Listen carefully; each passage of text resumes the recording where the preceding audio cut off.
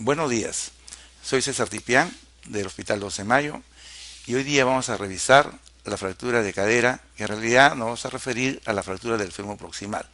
Veremos su clasificación y su tratamiento.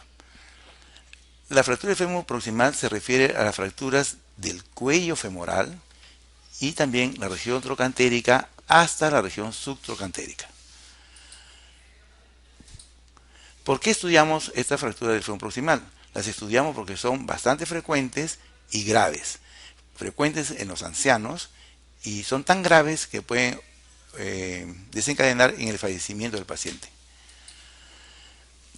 En cuanto a su frecuencia, en el año 1990 se reportan aproximadamente 1.3 millones de fracturas de cadera en el mundo y se espera que para el 2050 ocurren más de 7 millones. ¿Y por qué aumenta tanto? No solo porque tenemos más población, sino fundamentalmente porque tenemos más expectativa de vida. Las personas viven más y al haber una relación directa entre edad avanzada y fractura de cadera, vamos a tener cada vez más fracturas. Es más frecuente en mujeres que en varones, 3-1, dado que las mujeres tienen mayor osteoporosis por el tema de la menopausia. Es importante saber que la fractura de cadera en estos pacientes ancianos se producen por una caída, que generalmente son en casa. Y esto es importante porque es verdad que también existe fractura de cadera en los jóvenes, pero requieren un accidente con mucha energía, caída de altura, atropellos. Y estas fracturas de jóvenes son bastante menos frecuentes que las fracturas en los ancianos. En cuanto a su morbilidad, el 50% de los pacientes posoperados consiguen caminar igual como lo hacían antes de la fractura, solo la mitad. La otra mitad no camina como antes de la fractura. El 10 al 15% no recupera la capacidad para caminar fuera del hogar. Entonces va a caminar en casa usando un andador o un bastón.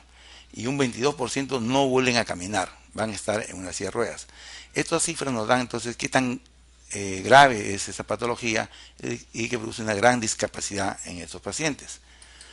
Las complicaciones que se pueden tener no solamente son de la fractura, sino también complicaciones generales. En cuanto a la fractura, podemos tener consolidaciones viciosas, es decir, que consoliden acortadas o rotadas o anguladas las fracturas. También podrían no consolidar, es decir, la pseudoartrosis. También podríamos tener necrosis avascular por la lesión de la irrigación de la cabeza femoral y se pierde la cabeza femoral. Todo esto puede dar marcada discapacidad. Sin embargo, las complicaciones generales son las más graves, porque el paciente está postrado, el paciente no puede caminar, está en una cama, y este estado de postración hace que ventilen menos y se complica con infecciones respiratorias, sobre todo la neumonía, y esa neumonía puede llevar al fallecimiento del paciente. Al estar postrado también se pueden producir úlceras de presión, sobre todo en la región sacra, en los talones. Estas úlceras se pueden infectar, ir a una septicemia y terminar con la vida del paciente. Las tromboembolias también pueden presentarse, no solo la trombosis venosa profunda, sino la embolia pulmonar, que también puede llevar a la muerte del paciente. Entonces el paciente con fractura de cadera puede terminar falleciendo por estas complicaciones generales. La mortalidad se estima alrededor del 5% en la fase hospitalaria aguda, y entre el 5 y 15% de los pacientes postoperados mueren antes de los 4 meses de la intervención quirúrgica. Y entre el 15 y 25% de la mortalidad se presenta en el primer año de postoperado. Entonces vemos una mortalidad bastante alta. Los pacientes que sobreviven al primer año equiparan su tasa de mortalidad con los pacientes que no se fracturaron. Pero ¿qué pasa con los pacientes que no se operan? La mortalidad es mucho mayor, está alrededor del 65%. Por esa razón, aunque es bastante complicado operar a los pacientes ancianos, es mucho mejor operarlos que no operarlos. El paciente postrado con fractura de cadera puede tener, pues lo hemos dicho, la úlceras de presión, el talón, región sacra, infectarse, hacer sepsis y puede fallecer el paciente. El estado de postración que conlleva una fractura de cadera a estos pacientes ancianos los lleva a infecciones respiratorias, a tromboembolias y pueden terminar con la vida del paciente. Por eso son graves. Entonces, ¿por qué lo operamos? Operamos al paciente para fijar la fractura. Al fijar la fractura, entonces ya no va a haber el roce de los tejidos fracturarios, el paciente va a dejar de dolerle y podrá movilizarse mejor. Entonces la idea es sentarlo pronto para poder evitar las complicaciones. Entonces, el tema es, fijo la fractura para mover al paciente. ¿Cuándo es el momento ideal de operarlo? El momento ideal está demostrado que es en el segundo día, entre las 24 y 48 horas. Cada día que pase de esto va a haber más mortalidad. Operarlo al cuarto día es peor que al tercero, y así sucesivamente. Entonces, el objetivo primordial de la cirugía es evitar la prostración, que el paciente se mueva y así evitar las complicaciones generales que pueden terminar con la vida del paciente. Aquí vemos una paciente que tiene más de 90 años de edad en el PO1.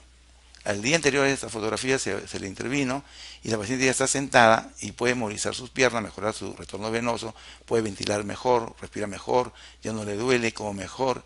Entonces su estado general va a mejorar y evitamos las morbimortalidades.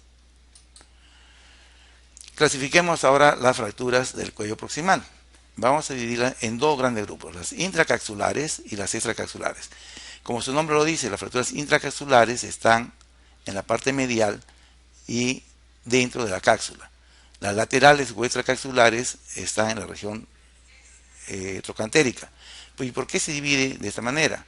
Por la irrigación. La cabeza femoral se irriga muy poco por las arterias del ligamento redondo, no llega la irrigación al 10-15%.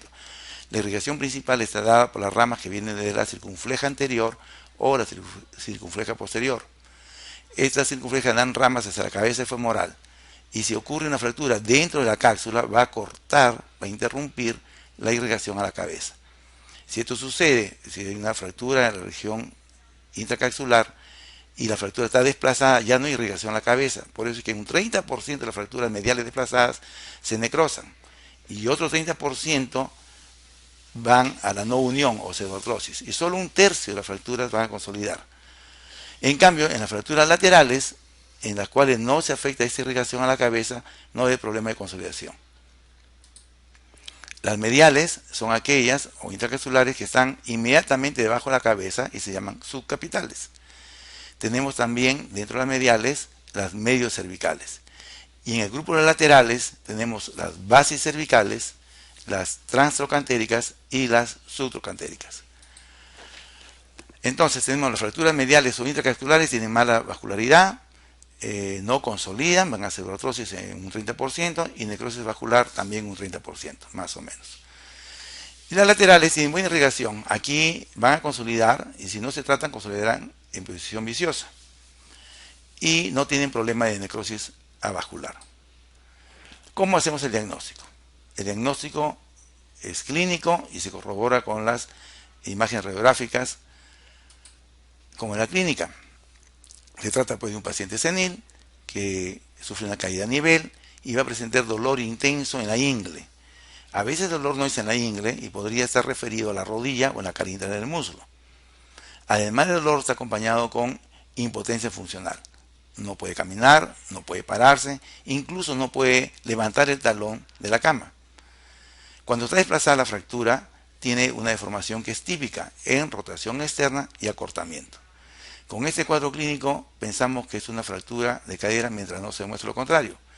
La radiografía tomada en anterior posterior con una rotación interna de 15 grados nos va a confirmar el diagnóstico y sobre todo nos va a decir qué tipo de fractura es, si es medial o es lateral, porque de allí dependerá del tratamiento.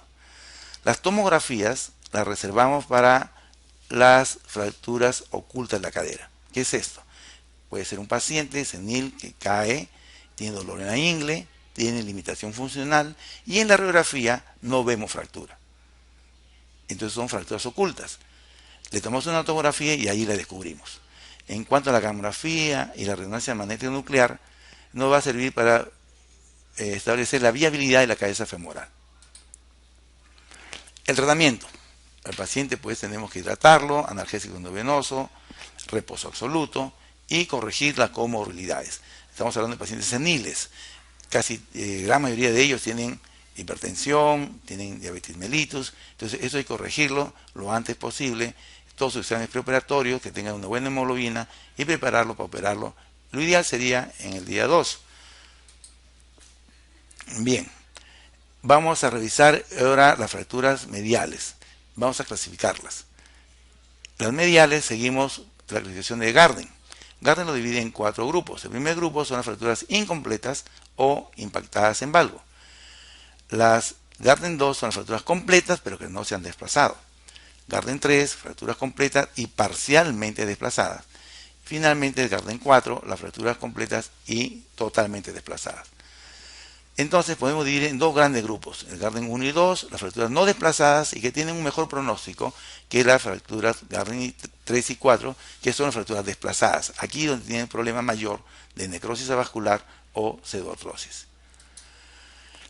Una imagen, correspondería a una fractura parcialmente desplazada hacia el Gardner 3, y las Gardner 3 son las más frecuentes de las fracturas del cuello del fémur, y que tienen pues un mal pronóstico. Tratamiento. ¿Qué hacemos con estas fracturas mediales? Primero debemos saber si estas fracturas están desplazadas o no desplazadas. Si están no desplazadas, entonces el tratamiento va a ser fijarlas. No hay nada que reducir. La fractura está no desplazada, no tenemos que reducir. Tenemos que hacer el tratamiento de la osteosíntesis, fijarlas. Óseo-hueso síntesis unir por medios quirúrgicos. El implante más utilizado son los tornillos canulados, que se ponen unos alambres a través de una guía y después los tornillos siguiendo estos alambres. Fijamos la fractura y ahora sí el paciente puede movilizarse. Entonces, en las fracturas mediales no desplazadas, fijamos la fractura. Si la fractura medial está desplazada, que es donde tenemos el gran riesgo de necrosis vasculares o de artrosis, el otro variable va a ser la edad. Depende de qué edad tenga el paciente. Si está en el grupo de menores de 65 años, entonces esos pacientes deben ser reducida la fractura y fijada. Hacemos un intento de salvar esta cabeza. La reducción se puede hacer incruenta, es decir, sin abrir el foco fracturario, en una mesa ortopédica, hacer tracción, contracción, maniobras de reducción, y una vez verificado por fluoroscopía que está reducida, pasamos los alambres y luego los tornillos, y así fijamos la fractura. Entonces, en las fracturas mediales desplazadas, que tienen un alto riesgo de necrosis o pseudoartrosis, si el paciente, llámese joven, entre comillas, para la cadera de 65 años, hacemos reducción y osteosíntesis en un intento de salvar la cabeza. Aquí también tenemos otro caso. ¿Qué fractura es? Una fractura intercapsular. ¿Qué clasificación? Fractura desplazada, un Gardner 3. Entonces compromete la viabilidad de la cabeza, pero por ser menor de 65 años tenemos que intentar salvar la cabeza femoral y lo hacemos mediante la reducción. Siempre es preferible hacer reducción incruenta. Si no se logra la reducción incruenta, habrá que hacer la cruenta. Primero tenemos que reducir la fractura y luego vamos a fijarla. Pasamos estos alambres delgados de la guía, verificamos que estén bien reducidas y la posición de donde hay los tornillos es el adecuado, y finalmente pasamos los tornillos. Entonces aquí en este ejemplo hemos abierto la cara lateral del fémur, no hemos abierto la fractura. Es una reducción incruenta y su fijación con los tornillos canulados. Finalmente la fractura consolida. Entonces en este caso fue exitoso, pero no todos los casos son exitosos. En estas fracturas desplazadas mediales del cuello del fémur, tengo un alto porcentaje de necrosis avascular, de pseudoartrosis a pesar de haber sido operados. Y entonces, ¿qué hacemos en estos pacientes que tuvieron la fractura medial? Hemos intentado salvarla, pero no se consiguió, se complicaron. Entonces, para solucionar las complicaciones de fracturas mediales en menores de 65 años, hacemos las artroplastías. Reemplazamos la cabeza femoral y el acetábulo. Esto se dice una prótesis total de cadera. Se suele usar no cementada en este grupo menores de 65 años porque tienen hueso bastante fuerte y puede ponerse las prótesis a presión, tanto del acetábulo como del vástago. Entonces, usamos prótesis totales de cadera no cementada en estos pacientes menores de 65 años. Si la fractura medial es desplazada, pero ya no menor de 65 años, sino es mayor de 75 años, la opción es reemplazar la cadera y se hace una artroplastía. ¿Qué tipo de artroplastía? Depende. Debemos preguntarnos si es deambulador o es no deambulador.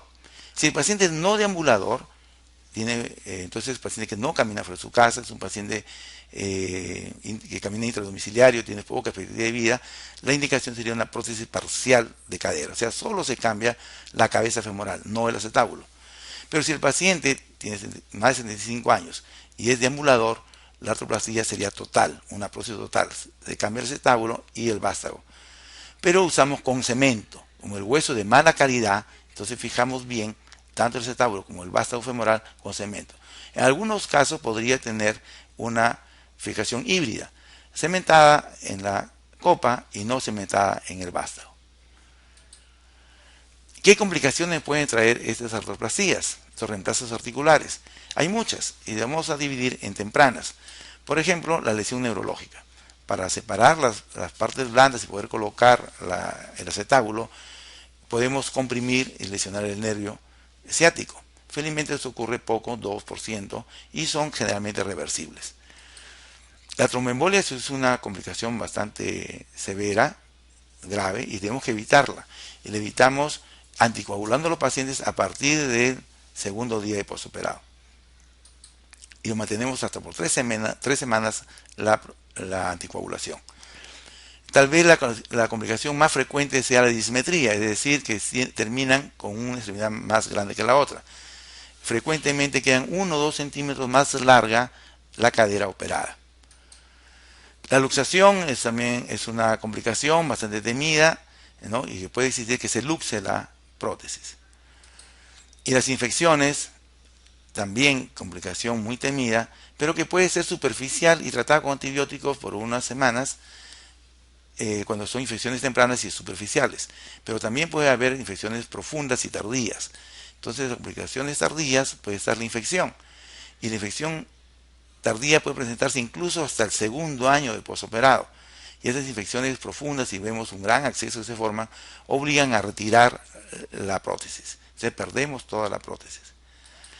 Al aflojamiento, otra complicación tardía, se puede aflojar la interfase entre el vástago, la prótesis y el cemento o con el hueso. Y también obligaría a cambiar estos implantes. La protrusión de la prótesis, sobre todo en las prótesis parciales, como en este caso, este esfero de metal va a ir horadando el cartílago y después el hueso y puede protruirse. Por eso es que debe ponerse prótesis parciales solamente los jóvenes, los pacientes que no caminen mucho. Y el desgaste, las prótesis van a gastarse. Con el tiempo tienen una vida promedio de vida de 10 años y habrá que cambiarlas. Entonces, todas estas complicaciones nos pueden dar una artroplastía. ¿Y qué tenemos en cuanto a las fracturas laterales?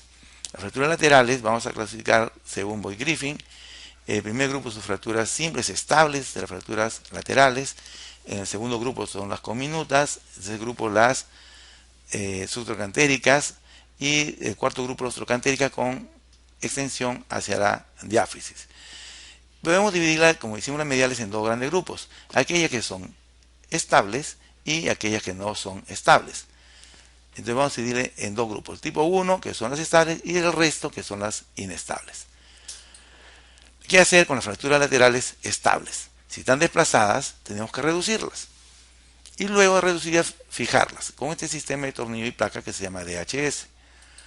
Tenemos el paciente con una fractura lateral desplazada, hacemos la reducción, ya sea incruenta, como en este caso, en mesa ortopédica, bajo visión fluoroscópica, y una vez reducida, vamos a fijarlo con este sistema de HS. Abrimos la parte lateral, no abrimos la cadera. Otro caso, un paciente también senil, con una fractura trocantérica desplazada, estable, pero que se ha sido fijada con un sistema de HS, pero que tuvimos que hacer una gran apertura para poder reducir esta fractura y fijarla. En cuanto a fracturas inestables de las laterales, ¿no? ¿Qué hacemos con las fracturas inestables laterales? Hay que reducirlas. Toda fractura desplazada tenemos que reducirla, ya sea incruenta o de forma cruenta. Y una vez reducida la fijamos. Y para fijar las fracturas laterales con minutas tenemos los clavos cefalomedulares bloqueados. Estos implantes son muy fuertes y sostienen bastante bien la fractura y el paciente puede levantarse muy pronto. Aquí tenemos una paciente senil con una fractura lateral, la anterior que hemos visto, y el día que sacamos los puntos, a las 2 semanas, está parada con ayuda de un andador. Necesitamos incisiones pequeñas para poder pasar el clavo. Entonces es una reducción incruenta, ¿no? Una incisión para ingresar el clavo y la otra incisión para ingresar la lámina y el tornillo. Bien, repasemos entonces esto. La señora Zoila Rosa, que me ha permitido mostrar todo su caso, tuvo una caída, es una persona de 66 años de edad, fumadora crónica, más de 2 cajetillas diarias en los últimos 20 años, y sufre una caída a nivel, presentando dolor en la ingle, muy intenso, impotencia funcional. Pensamos en una fractura de cadera, tomamos la radiografía y verificamos si hay una fractura de cadera. ¿Y qué tipo? Es intracapsular. Entonces son las que dañan la circulación. Esa paciente con una fractura desplazada del cuello intracapsular tiene alta posibilidad de necrosis, alta posibilidad de pseudoartrosis, es senil y con fumador crónico quiere decir que no tienen buenas calidad óseas. Entonces decidimos ponerle pues una prótesis total de cadera cementada. La señora Zoila Rosa evoluciona bien y al año siguiente viene porque se ha vuelto a caer. Pero no le duele la cadera operada, sino le duele la otra cadera, la cadera derecha. Hay dolor en la ingle, hay limitación funcional, mucho dolor a intentar pararse, pero en la radiografía no apreciamos fractura. ¿Qué puede tener la señora Zoila Rosa? Puede tener una fractura oculta, muy bien, fractura oculta. ¿Y qué hacemos para descubrir las fracturas ocultas? Una tomografía. Le pedimos una tomografía y allí vemos claramente el trazo de fractura transtrocantérico. En el otro lado vemos la prótesis y la fractura en la región lateral, extracapsular. Entonces, si es extracapsular, no interrumpe la circulación a la cabeza, por lo tanto no hay nada que pensar en prótesis, sino en hacer la osteosíntesis. Y fijamos la fractura de la señora Zoila Rosa con un clavo cefalomedular. Hacemos la osteosíntesis. Y vemos entonces la misma paciente con 2 implantes distintos. ¿Por qué una prótesis? Porque fue una fractura intracapsular que tenía mal pronóstico de vida de esa cabeza femoral. ¿Y por qué una osteosíntesis en la otra cadera? Porque tuvo una fractura extracapsular. La fractura evoluciona a la consolidación y la señora me envía la foto disfrutando de la vida. Bien, hemos revisado la epidemiología, el diagnóstico, el tratamiento, que son realmente cosas que no pueden hacer ustedes porque van a ser médicos generales. Esto lo hace el especialista. Pero el médico general sí puede intervenir mucho en la prevención. Entonces debemos evitar las fracturas, debemos prevenir las fracturas. Mejorar la calidad ósea en un paciente de 70, 75 años, pues ya no es fácil de hacerlo. Esto se hace en más jóvenes con mejor alimentación, ejercicios. Entonces no podemos intervenir mucho allí. Podemos intervenir amortiguando la caída. Existen estudios que las espumas de polietileno absorben muy bien el impacto. Son eficaces protectores para absorber energía.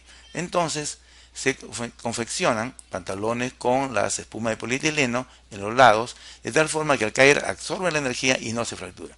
Estuvo muy en boga, sobre todo en las casas de reposo, donde hay muchos gerontes. Sin embargo, últimos estudios demuestran que no existe diferencia significativa entre los que usaron el pantalón y los que no usaron. ¿Qué nos queda entonces? ¿Qué podemos hacer? Prevenir las caídas. Eso es lo importante, prevenir las caídas. Se calcula que 1 de cada 3 caídas puede ser prevenida. ¿Y cómo prevenimos?